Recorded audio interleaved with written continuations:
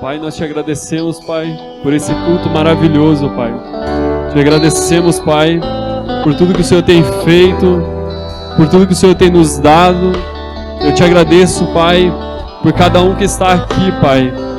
Pai, no poderoso nome de Jesus Cristo, Pai, eu oro, Senhor, que a palavra, Senhor, entre, Senhor, e transforme, Senhor, vidas, Pai.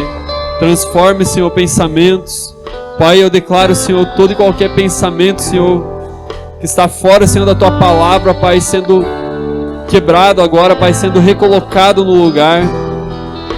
Todo e qualquer espírito de engano, Pai, que está, Senhor, sondando e rodeando, Senhor, qualquer pessoa, Pai. No poderoso nome de Jesus eu declaro, Pai, sendo liberto, Pai, em nome de Jesus Cristo. Eu declaro, Pai, grandes coisas, Pai. Eu declaro um novo tempo, Pai. Um novo tempo para esses meus irmãos, Senhor, para essa igreja, Pai. Tempo de avanço, Pai, de crescimento, Pai. Por mais que as circunstâncias, Pai, não digam, Senhor, que estão favoráveis, mas Tu, Pai, pega o natural, Pai, e transforma em sobrenatural. Tu és Deus soberano, sabe de todas as coisas. Obrigado, Senhor, em nome de Jesus. Amém? Você pode tomar seu assento. Obrigado, banda. Muito bom. Muito obrigado, Ministério de Música. Você está feliz essa noite? Amém? Muito, né? Não tem como vir no culto triste, né? Chega aqui, a gente ganha um ânimo novo, né? É cheio do Espírito. Nós realmente estamos em comunhão, compartilhando da unção coletiva, aonde a gente vai pegando, né? Vai avançando. E isso é algo maravilhoso, maravilhoso. Vir à igreja, vir à casa do Senhor, ter comunhão com os irmãos, é algo maravilhoso, maravilhoso mesmo. Então, hoje nós vamos estar falando um pouco sobre Jesus, amém? Aquele que é tudo nas nossas vidas, amém? Então a gente olha para Jesus e vê o quão simples que Ele é, o quão que Ele é simples nas atitudes, na caminhada dele, aonde Ele pega coisas que realmente para o homem parece que não é nada, mas Ele faz ser. Ele faz aqueles que não são para serem. E tudo isso, Jesus Ele torna muito simples. E a gente olha aí em várias outras igrejas, denominações, eles tentam complicar o simples que Jesus deixou. E a gente vê muitas vezes pessoas que vão lá, repreendem os demônios, né? E na outra vez que vão, estão da mesma forma, abrem brechas. Só que a única coisa que realmente vai transformar a vida de uma pessoa é a palavra de Deus. Não existe nada, a palavra liberta, a palavra cura, a palavra, ela te traz num nível, num patamar muito grande diante de Deus. Tudo isso a palavra faz. Porque a palavra, ela penetra, a palavra, ela vai aonde você não consegue chegar.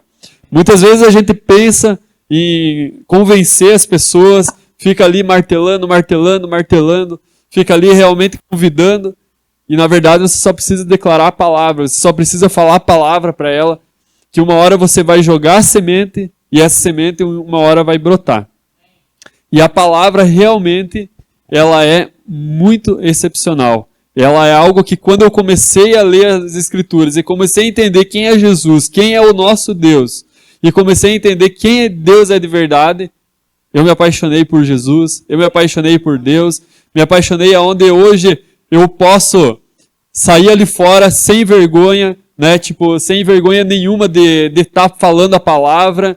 Eu posso estar liberto, livre, através de onde o diabo ele não pode me condenar em nada, e não pode condenar você em nada do que você fez no passado, porque Deus ele fez novas todas as coisas por meio dele ele fez nova, e tudo isso foi feito por meio de Jesus.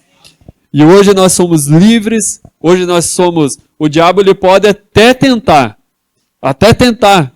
vir confrontar, colocar ideias na nossa cabeça, colocar sofismas na nossa cabeça, mas se nós tivermos um Deus em que nós confiamos, em que realmente Ele é tudo na nossa vida, nós não precisamos mais de nada. Amém?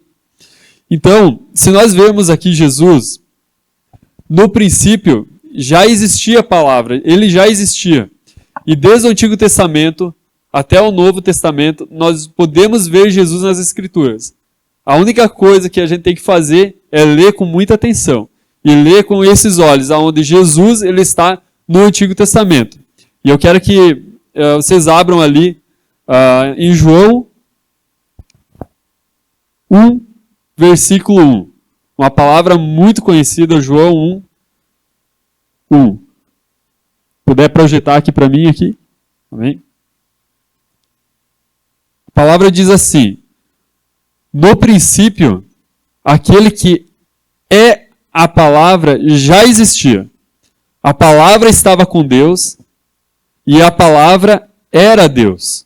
Então, no princípio, Jesus ele já existia, já estava ali com Deus.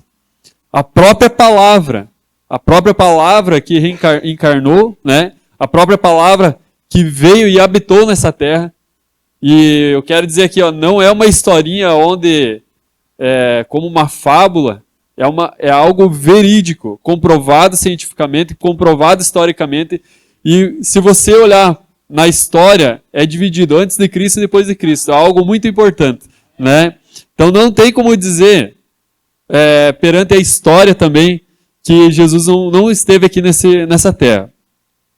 E no Antigo Testamento nós vamos ver em Isaías 9, né, versículo 6, outro versículo muito importante, que fala assim, Isaías 9, versículo 6, pois um menino nos nasceu, e um filho foi nos dado, o governo estará sobre os seus ombros, e ele será chamado Maravilhoso, Deus Poderoso, Pai da Eternidade e Príncipe da Paz.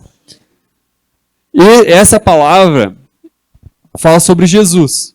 Então, no Antigo Testamento já aponta sobre Jesus. Eu, quando eu leio essa palavra, o meu espírito já começa a borbulhar, já começa a se alegrar, já começa realmente a olhar. Nossa, Jesus realmente estava no Antigo Testamento, Jesus ele não deixou ninguém desavisado que ele ia chegar, e Jesus logo também está chegando, está voltando. Amém?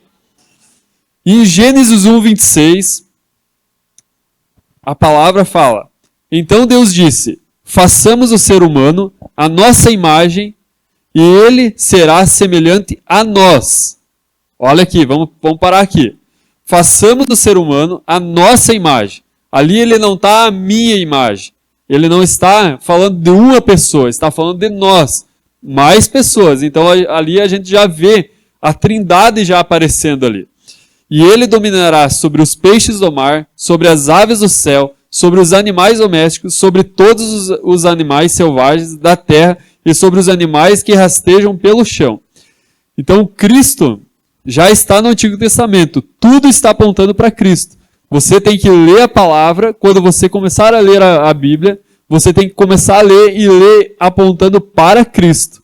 E assim você vai poder entender a palavra.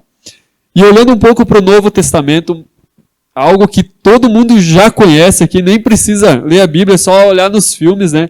Onde o anjo vem para Maria e fala que ela irá ficar grávida, né? E aí o José, né, o nosso amigo José, não acredita muito nessa história, né?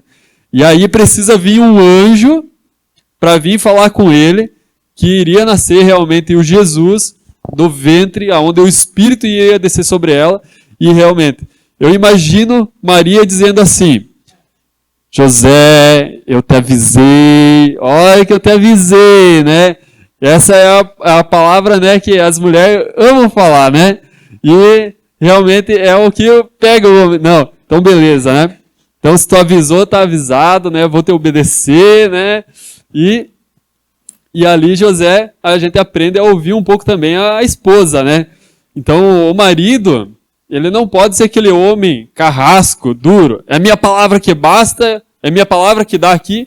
Porque a mulher, ela tem uma visão mais ampla. Ela tem realmente uma visão onde ela é mais perceptível algumas coisas. E o homem não, o homem vai fazendo, vai, né? Ele foi feito para realmente produzir. O homem foi feito.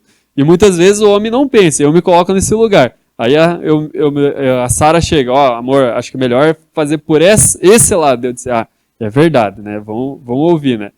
Mas não era assim, sabia? Uma vez eu fazia do meu jeito. Daí, depois que a gente começa a quebrar a cara, começa, né, a aprender, começa realmente a olhar, né, as coisas de outra forma, daí a gente, não, eu tenho que ouvir mais ela, né, e também ouvir o Espírito Santo, tá? Amém? Vocês estão aí? Amém? E lá em Lucas 2, 1, 7, vai falar que Jesus, ele nasceu.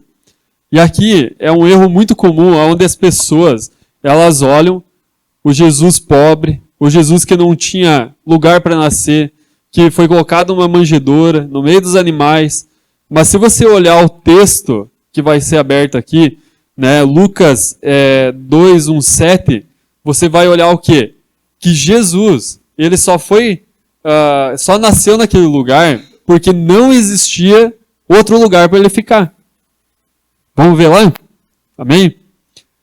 Naqueles dias, o imperador Augusto decretou um recensamento em todo o Império Romano. E esse foi o primeiro recensamento realizado quando Quirino era governador da Síria. Então aqui, o que vai acontecer? Eles fizeram para refazer uma recontagem da população, onde eles tinham que ir lá se inscrever. Todos voltaram à cidade de origem para se registrar. Então, a família, né, de Jesus voltou à cidade de origem para se registrar. Agora, imagine só, a muvuca, né, imagine só a bagunça que estava. O imperador, né, que mandava ali de Roma, realmente mandava em tudo ali. A última palavra ali, né, entre aspas, era dele, né, para as pessoas naturais, mas a última é de Deus. Amém? Então, o que acontece? Ele pede para a população. E não é que nem hoje, nos nossos dias. Se a pessoa não fosse, ia dar BO, ia dar problema. Então a população ia, não, nós temos que fazer isso, nós temos que fazer, e eles iam obedecer, iam de caravana, e iam para o mais rápido resolver aquilo lá possível. E quando a gente olha aqui, eles voltaram, né? Todos voltaram à cidade de origem para se registrar.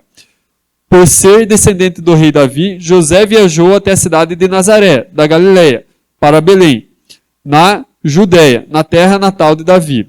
Levando consigo Maria, sua noiva, estava grávida, presta atenção, ela estava grávida. Estando ali, chegou a hora de nascer o bebê. Ela deu à luz ao seu primeiro filho, um menino. Envolveu-o em faixas de pano, deitou-o numa manjedoura, porque não havia lugar para eles, na hospedaria. Então Jesus ele só nasceu ali porque a cidade estava cheia, não tinha outro lugar, e realmente ele estava ali por quê? Porque realmente não havia outro lugar. Então essa ideia que Jesus era pobre, que Jesus ele não tinha nada, pobrezinho, nasceu em Belém. Pessoal, tira isso da tua cabeça. A maior vontade de Deus na nossa vida é com que a gente tenha uma vida boa, perfeita e agradável diante de Deus. A palavra dele fala que os pensamentos dele são muito maiores que os nossos. Então, se você pensar alguma coisa, planejar naquilo, pode ter certeza que Deus tem um pensamento muito maior. Você já chegou atrasado diante de Deus, tá? E se nós analisarmos essa passagem aqui, né? Essa passagem, nós olhamos o quê? Que o trajeto em que José fez com a sua família era mais ou menos, pelo que eu calculei ali, 156 quilômetros. Então, assim, não era perto. Agora ele chega lá, com a mulher barriguda, prestes a, né, dar à luz. Os cavalos lá não eram de gasolina, que nem hoje, né? Que hoje a gente tem carro, coloca gasolina, volta para casa, tá tudo certo. Mas naquele tempo existiam os cavalos e camelos, né? Aonde que o que acontecia? Eles cansavam, aonde eles tinham que preparar um lugar para eles, aonde que eles tinham que realmente preparar para com que os animais descansassem, porque lá é um solo, é um lugar muito quente. E agora imagine você, com Maria, né, dando a luz ali, quase nos últimos dias. José ia dizer, vamos ficar por aqui mesmo. E eu fiz as contas, você caminhando ou indo, né, do jeito que eles foram, daria 38 horas. Ou seja, daria alguns dias aí para eles caminharem. Então eles foram até lá, quando chegaram lá estava tudo cheio. O único lugar que eles acharam era ali. Era ali. Então, se nós olharmos para isso, nós entendemos que o quê? Que Jesus não era pobre. Eles tinham dinheiro para... Porque se ele não tivesse dinheiro, se José não tivesse dinheiro, ele nem iria de atrás. Ele dizia, Maria, o negócio aqui, tá apertado, né? O negócio assim, não dá, né? Não dá para comprar nenhuma bala, tá? Não dá para comprar nada. Mas o que acontece? Ele foi de atrás. Aqui no contexto é muito claro que estava cheio.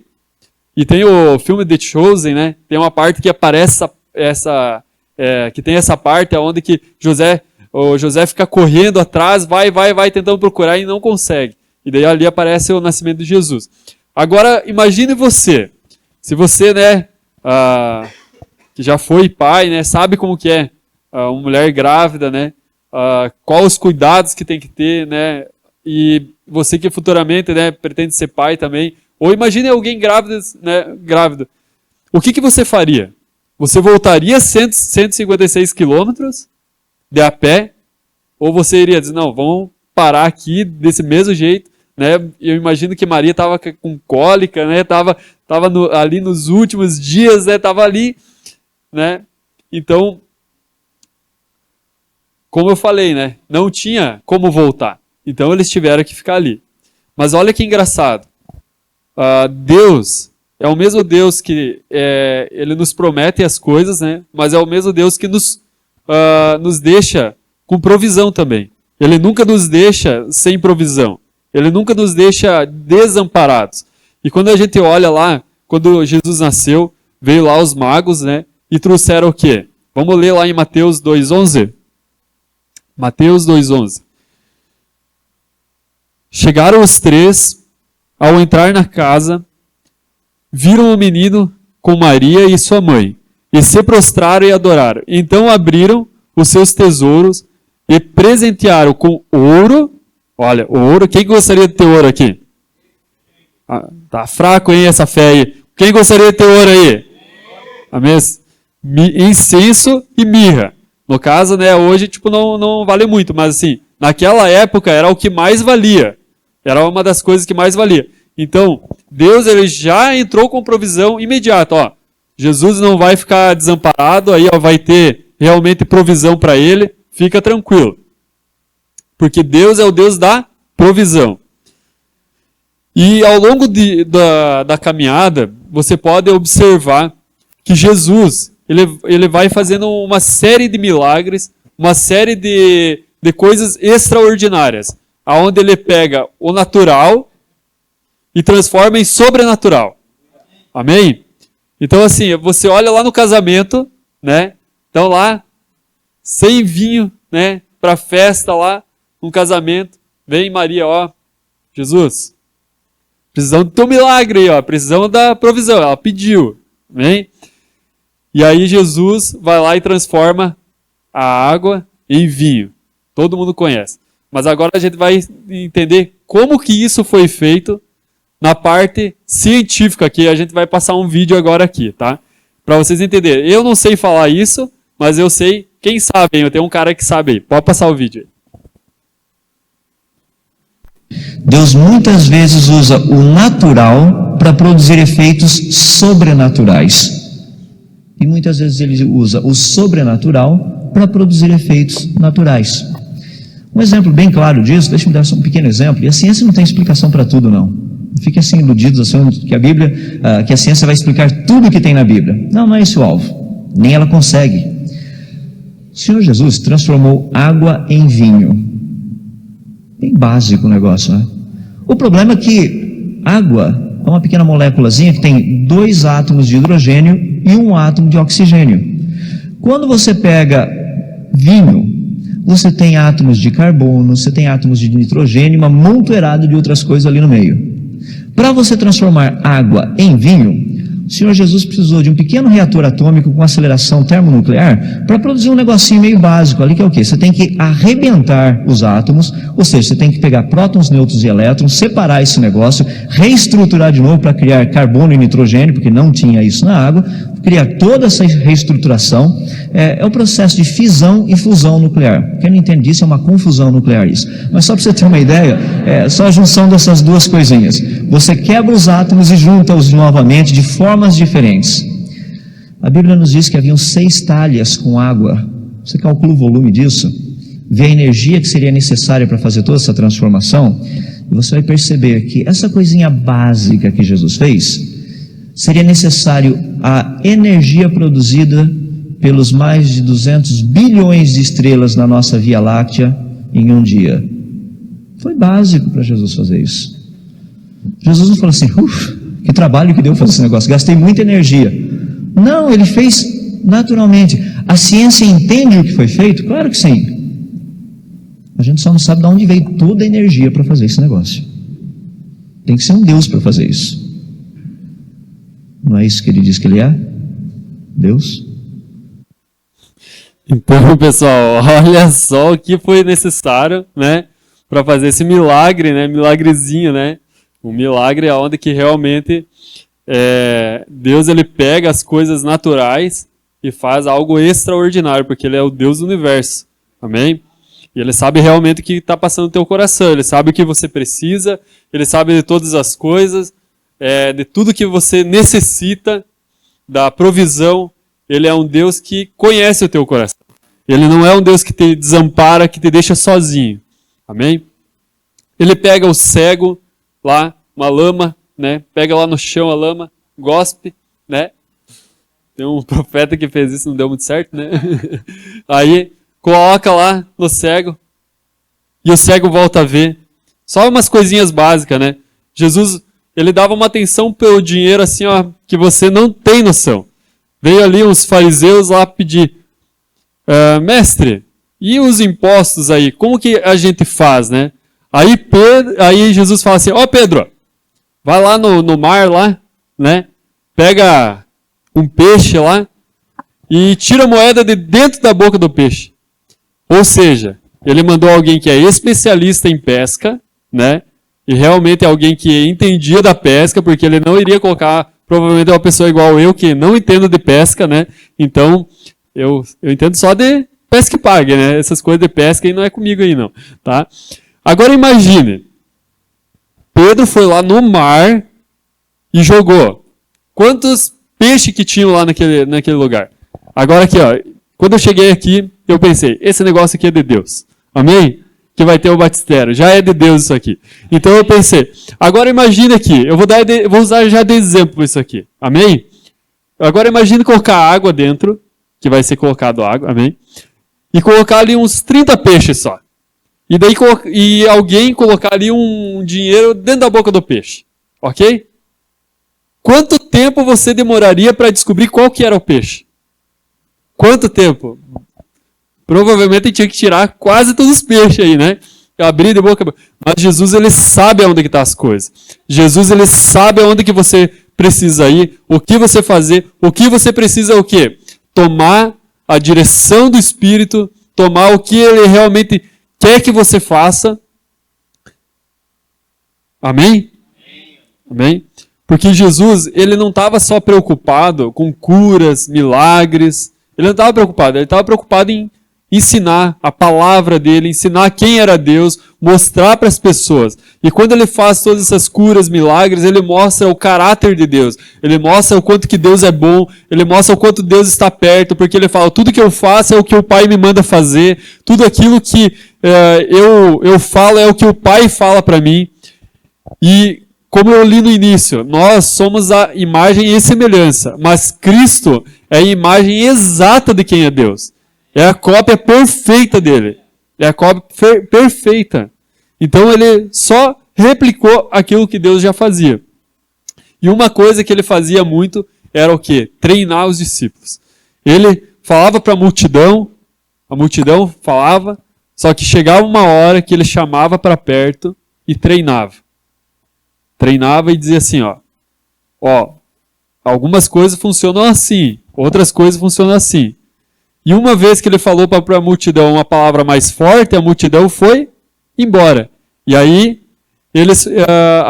a palavra diz assim que Jesus ele fala, vocês também vão embora? Se quiserem ir, podem ir.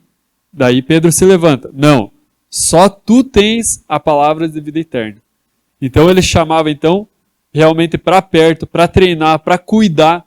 E é isso que nós, como pessoas de Cristo, que já aceitamos a Cristo, que já vivemos, que já temos uma certa maturidade, temos que fazer.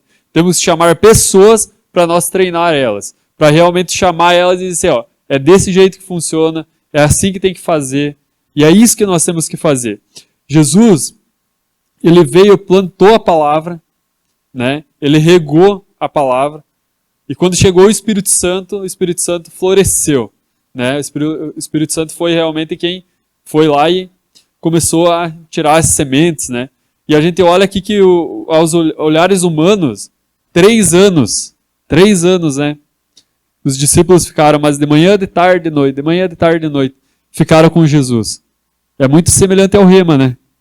Nós ficamos 2 anos aqui aprendendo e os discípulos ficaram 3 anos em treinamento.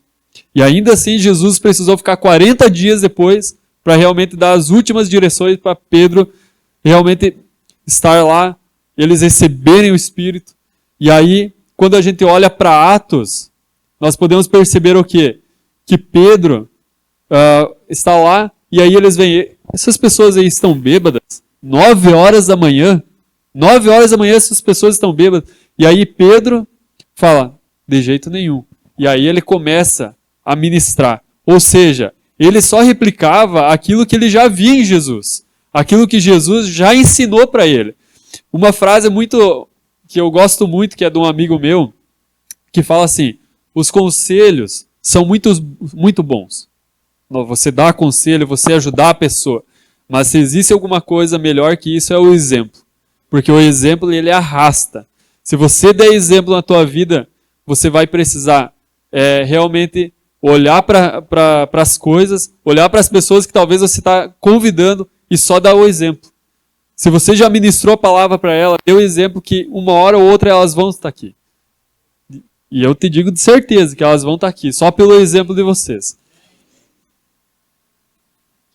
E a palavra fala que Jesus, ele nunca nos abandonaria. Que ele sempre estaria com nós. E nós temos que o quê? Ter bom ânimo. Nós temos que, a palavra diz, tenha bom ânimo, porque eu já venci o mundo. Aí o que acontece?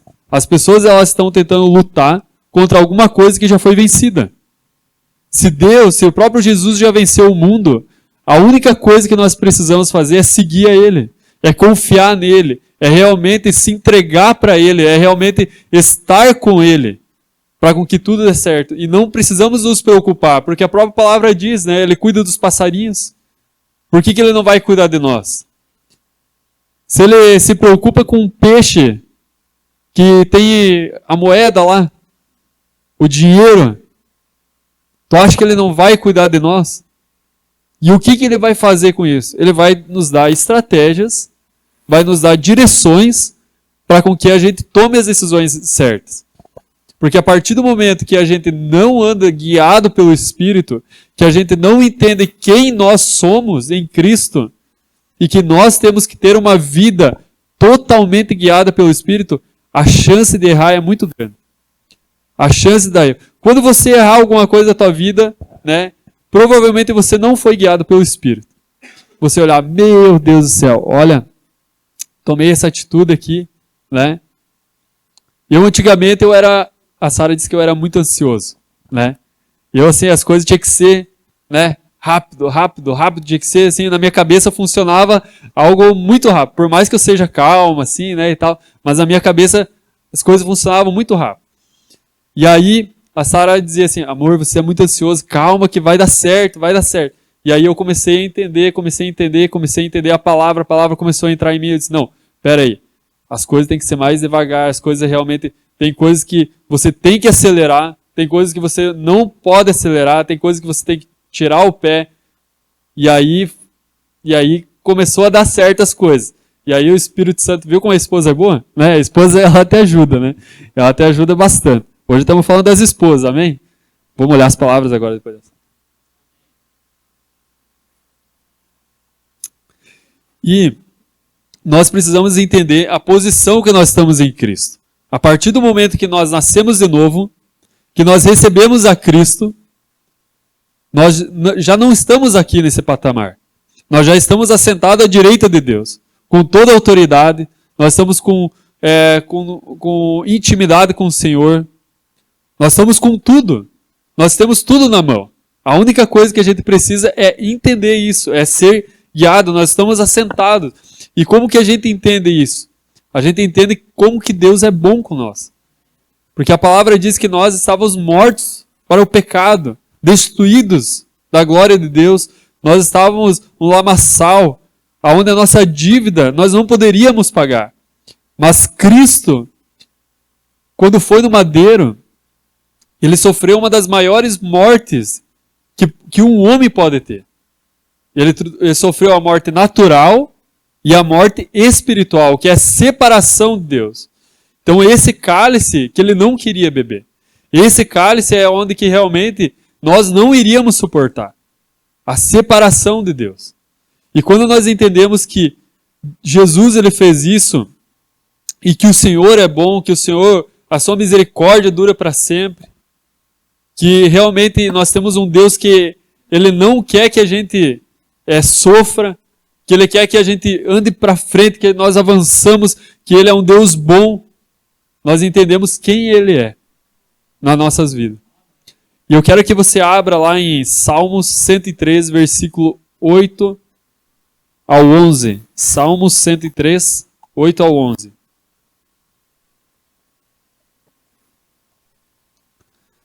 O Senhor é compassivo e misericordioso, lento para irar-se e cheio de amor.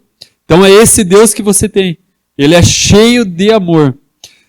Não nos acusa todo tempo e nem permanecerá irado para sempre. Não castiga por nossos pecados e nem nos trata como merecemos. Pois o seu amor por aqueles que o temem é imenso, como a distância entre os céus e a terra. Você pode medir a distância do céu e a terra? Você não pode. Então esse é o amor que Deus tem por nós. Quando você acorda, pode ter certeza que o Espírito Santo já está lá. Quando você está almoçando, o Espírito Santo está lá. Quando você está passando alguma dificuldade, o Espírito Santo está lá. Quando você estiver passando qualquer coisa da tua vida, Ele está lá. Seja a maior pressão que você está passando na tua vida, basta só você ouvir Ele e tomar a direção. E não baixar a guarda. E realmente avançar. Avançar. Aleluia. Você não pode parar no meio do caminho. Você não pode parar no propósito que Deus tem para você. um Deus tão amoroso, um Deus onde o Giovanni trouxe uma palavra assim, se nós ofertar por amor dele, nós realmente temos que não parar, temos que avançar. Essa é a vontade de Deus. É com que, por mais que as circunstâncias estejam dizendo ao contrário, que as circunstâncias não estejam favoráveis, nós temos que ter esperança, nós temos que ter realmente que o Espírito Santo está cuidando de tudo.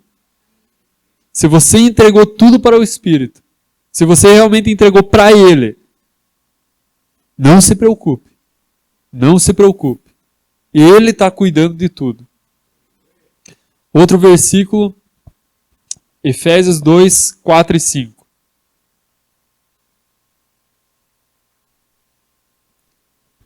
Mas Deus é tão rico em misericórdia e nos amou tanto que, embora estivéssemos mortos, pedi para o Ministério de Música já subir, por causa dos nossos pecados, Ele nos deu vida juntamente com Cristo, e é pela graça que vocês são salvos.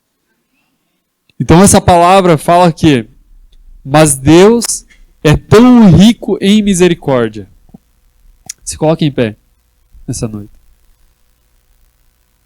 E nos amou tanto que, embora estivéssemos mortos para os nossos pecados, Ele nos deu vida.